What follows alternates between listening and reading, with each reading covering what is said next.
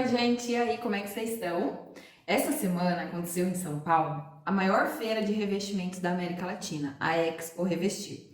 Eu tive lá no primeiro dia da feira, eu vi muita coisa legal, muita tendência, muita coisa bacana, mas e aí eu pensei em fazer um vídeo para vocês falando a respeito das tendências que eu vi na Expo Revestir, tendências que vão estar aí em 2022, 2023, e parei para pensar a respeito disso. Falei, vou fazer um vídeo falando sobre as tendências, né?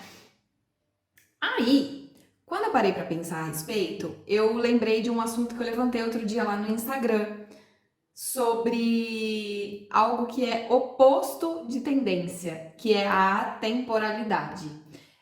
Eu falei sobre isso bastante lá no meu Instagram outro dia. Muita gente veio falar comigo que, nossa, que não pensava assim, mas acabou concordando comigo. E eu quero ver o que vocês pensam a respeito, tá? Quando a gente fala de tendência em arquitetura, a gente tem que tomar um cuidado muito grande, muito grande. Por quê? Porque construir uma casa é diferente de comprar uma roupa, né? Então, quando a gente tem tendência em moda de roupa, é uma coisa. Quando a gente fala em tendência de arquitetura, é outra. Porque construir uma casa muitas vezes é um investimento de uma vida inteira, é um sonho de uma vida inteira, e a gente tem que tomar cuidado com trabalhar as tendências na arquitetura, gente.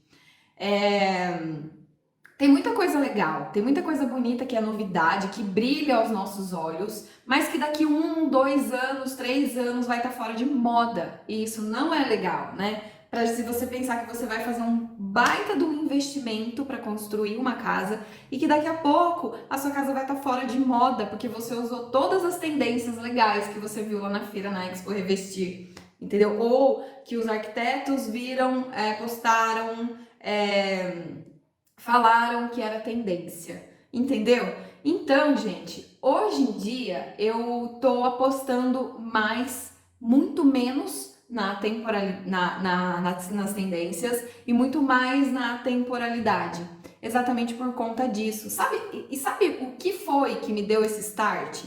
Foi há um tempo atrás que eu vi alguns arquitetos falando lá no Instagram, alguns profissionais, não sei se só arquitetos, alguns profissionais falando que revestimento 3D tá brega, tá fora de moda.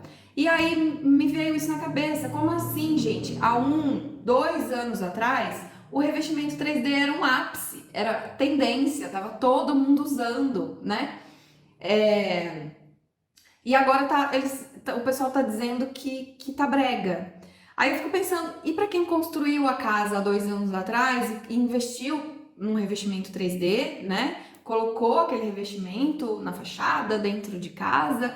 A gente tem que pensar também que a gente começa a construir uma casa, essa casa às vezes demora um tempo, né, para ficar pronta. Então, quem acabou de construir uma casa e tá com material que era tendência e agora o pessoal tá dizendo que é brega, eu acho que a gente tem que tomar cuidado com isso, sabe? Com essa questão das tendências. E falar que um material que a gente usou há 1, 2 anos atrás é brega, entendeu? A gente tem que tomar cuidado com isso. Mas, já que eu tô falando de atemporalidade, eu vou esquecer as tendências que eu vi lá na Expo Revestir e vou falar com vocês sobre atemporalidade, que é o oposto de tendência. Quando a gente fala de atemporalidade, o que a gente tem que pensar? Em trabalhar com bases mais neutras. O que são bases mais neutras? As coisas maiores, né, que a gente vai usar ali na nossa obra, na nossa casa, por exemplo, um piso que vai ali em todo o nosso chão, trabalhar com piso mais neutro, os revestimentos, trabalhar com revestimentos mais neutros, por exemplo, em peças maiores também, né, um sofá, por exemplo, numa sala que é o maior objeto ali daquele ambiente, também trabalhar com cores mais neutras. Então, as cores, para uma arquitetura mais atemporal, o que a gente pode trabalhar? Branco, bege, um tom de off-white, areia, né? O cinza, o preto, não sei se eu já falei do preto, mas sabe, cores neutras. O cinza, né? Quando a gente pensa, então vamos pensar nos materiais que nos remetem a essas cores. As pedras naturais, que tem ali os tons naturais de cinza, de bege. O concreto é um material super atemporal, então o cinza do concreto, O preto, por exemplo, que a gente pode usar em metais, que também são materiais atemporais. O marrom, né, que a gente tem ali através da madeira, até mesmo do couro. O bege também ali, da palha, que também é um material natural. Então, a gente tem que pensar que a atemporalidade está muito ligada às texturas que a gente encontra na natureza, né? As coisas reais que a gente traz da natureza. Então, pedra, madeira, são materiais muito atemporais. E quanto mais natural, quanto mais esse material tiver na sua textura natural, mais atemporal ele vai ser. Vou usar aqui um exemplo do mármore travertino. A pedra, né, ela na sua textura natural, ela não tem o brilho, ela tem uma porosidade, ela tem uma textura mais, que a gente chama de levigado. Então, se a gente trabalhar com esses materiais na sua forma mais natural, a gente alcança de uma forma mais simples a atemporalidade.